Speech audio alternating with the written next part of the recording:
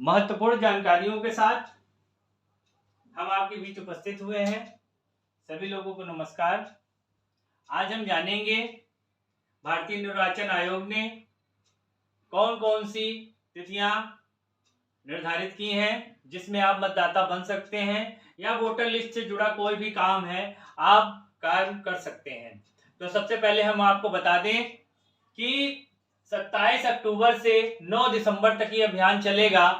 पहले ये अभियान जो है 17 अक्टूबर से चालू होने वाला था, किसी कारणों से इसको बदल दिया गया है। तो अब 27 अक्टूबर से 9 दिसंबर तक ये अभियान चलने वाला है, जिसमें महत्वपूर्ण तिथियां निर्धारित की गई हैं और रविवार और शनिवार के दिन की वो तिथियां हैं जो किसी कारणवश वर्किंग डे में बूथ पर नहीं जा सकते हैं, वो उन तिथियों में बूथ पर जाएंगे। और इसके साथ साथ आपको ये भी बता दें कि आप साल में 4 बार कैंप का आयोजन किया जाता है, जिसमें आप 18 साल के हो रहे हो तो उस तिथि उस महीने में आप अपना आवेदन कर सकते हैं। ऑनलाइन भी आवेदन कर सकते हैं, ऑनलाइन वेबसाइट भी है और ऑफलाइन फॉर्म भर के अपने बीएलओ को दे सकते हैं। तो आइए हम जाने पहले कि कौन कौन से फॉर्म हमको भरना है, कौन सा फॉर्म किस रूप में काम करता है, उसके लिए क्या क्या चीजें जरूरी है।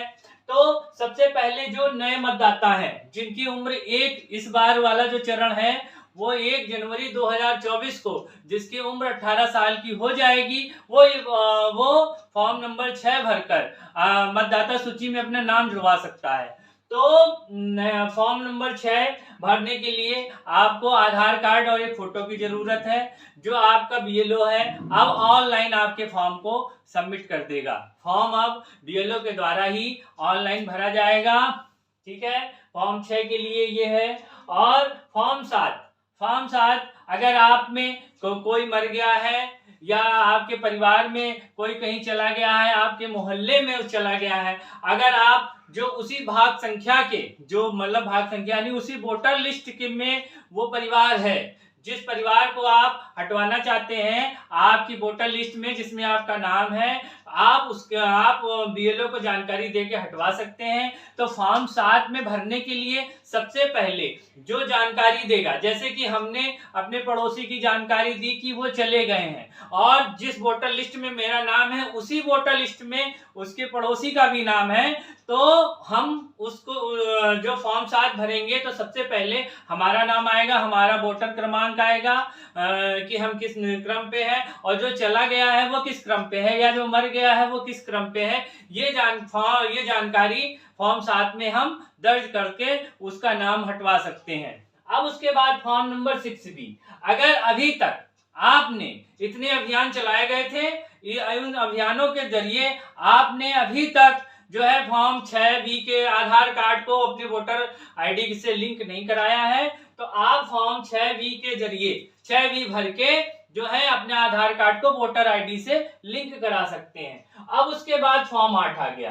तो अगर मतदाता सूची में आपका नाम है, किसी कारणवश वो गलत हो गया है या उसमें कुछ संशोधन कराना है, अपनी फोटो बदलवानी, कुछ भी करने के लिए फॉर्म 8 भरेंगे। और फॉर्म 8 में इस बार एक अहम भूमिका जोड़ी गई है कि अगर आप 18 से 25 साल की उम्र से अधिक हैं, किसी कारण से अगर आपका नाम रह गया था तो वो किस वजह से आपका नाम रह गया है और अभी तक आप क्यों नहीं मतदाता बने या किसी दूसरे जिले में थे अब आप इस जिले में आके मतदाता बने, वो फॉर्म 8 के जरिए आप जानकारी देंगे, तब वोटर लिस्ट में आपका नाम शामिल किया जाएगा। अब हम आज बढ़ते हैं फॉर्म जो है तिथियों में संशोधन कर दिया गया।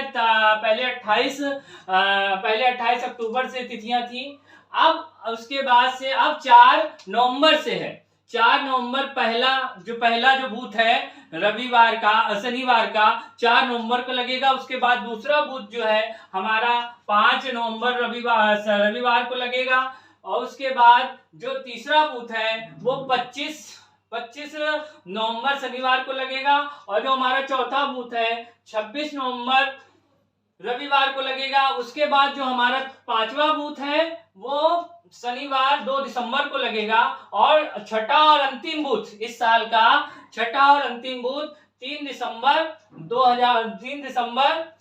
2023 को रविवार को जो है लगेगा। ये 6 बूथ जो बीएलओ बूथ पे जहां पर आपका वोट पड़ता है बीएलओ वहां मौजूद होंगे। आप वोटर लिस्ट चेक कर सकते हैं। इलेक्शन के टाइम पर जब वोट डालने आप जाते हैं तो तमाम विवाद उत्पन्न होते हैं। इन विवादों से बचने के लिए छुट्टी का दिन होता है, आराम करने के साथ ये महत्वपूर्ण भूमिकाएं हैं जो आपको निभानी है। और आप बूथ तक जाइए। जो अगर आपके घर में कोई 18 साल का हो रहा हो तो उसका नाम अवश्य जुड़वाइए और उसमें चेक करिए कि आपके पुराने लोग सबका पूरी फैमिली का नाम दर्ज है कि नहीं है। कट गया है तो उसको बढ़वाइए। और कोई मर गया है तो उसका नाम देकर ये महत्वपूर्ण भूमिकाएं आप निभाइए जिम्मेदारी के साथ। वोटर लिस्ट जो है वोटर लिस्ट में चेक करिए।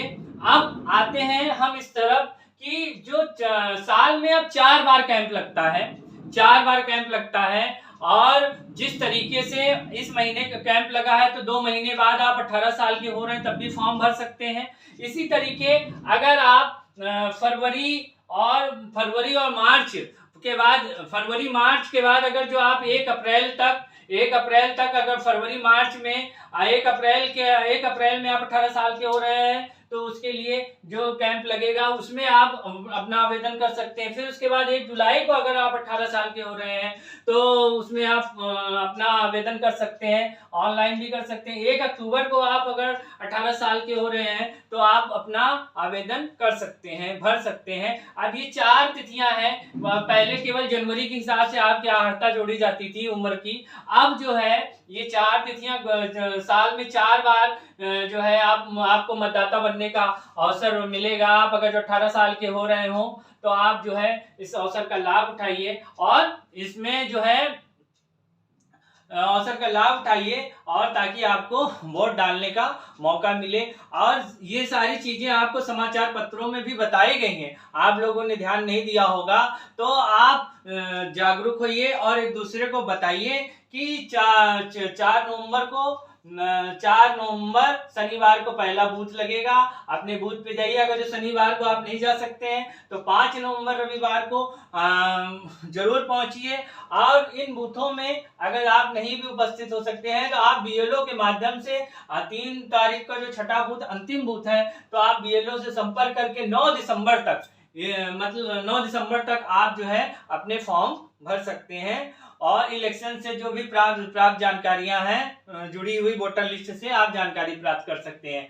अगर निर्वाचन आयोग द्वारा तिथियां बढ़ाई जाएंगी तो जो है बूथ बढ़ेगा, नई तिथियां बढ़ाई जाएंगी तो इसको अंतिम तिथि मानकर आप जो है दौड़ भाग करके अपना काम करवा लें। और जो भी वोटर लिस्ट में जो भी आपके परिवार से संबंधित जो भी कमियां हैं उसको दूर कर लें। तो हम आपको फिर से दोहराते हैं कि फॉर्म 6 जो है वो नए मतदाताओं के लिए है, फॉर्म 7 जिनको हटाना हो वो उसके लिए है। और फॉर्म 6 भी भरकर आप जो है अपना आधार कार्ड जो है वोटर आईडी से लिंक करा सकते हैं। और फॉर्म 8 जो है संशोधन के लिए है। 3 महत्वपूर्ण जानकारियों के साथ हम आपके बीच उपस्थित हुए थे। नई जानकारियों के साथ फिर हम आपके साथ उपस्थित होंगे। हालांकि 6 बूथ हैं, 6 बूथ में हम फिर जल्द ही अगर जो कोई जानकारी हमें मिलेगी तो हम आपको अपडेट करेंगे। धन्यवाद।